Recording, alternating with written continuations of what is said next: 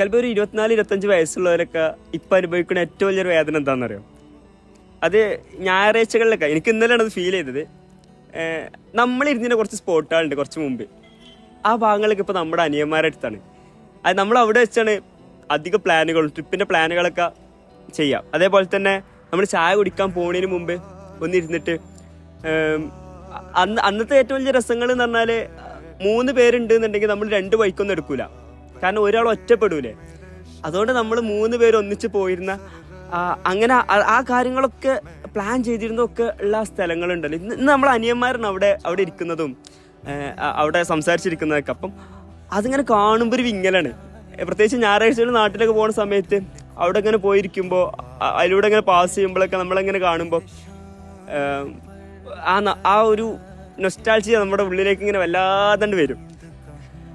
അപ്പം എനിക്കിനി അനിയന്മാരോട് പറയാനുള്ളത്, മക്കളെ, ഈ സമയമാണ് നിങ്ങളുടെ ഏറ്റവും ബെസ്റ്റ് ടൈം. Maximum enjoy ചെയ്തോളി.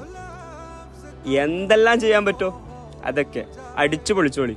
കുറച്ചും കൂടി കഴിഞ്ഞാൽ 24-25 വയസ്സായാൽ എല്ലാവരും അവരവരുടെ പ്രാരാബ്ദങ്ങളിൽ ഒതുങ്ങും. അപ്പോൾ നിങ്ങളുടെ കൂടെ ആരും ഉണ്ടാവില്ല. ഒറ്റയ്ക്കിരുന്നിങ്ങനെ അയവിറക്കാൻ ഇങ്ങനത്തെ നല്ല ഓർമ്മകൾ ഉണ്ടാക്കി വെക്കുക എന്നുള്ളതാണ് പ്രധാനം.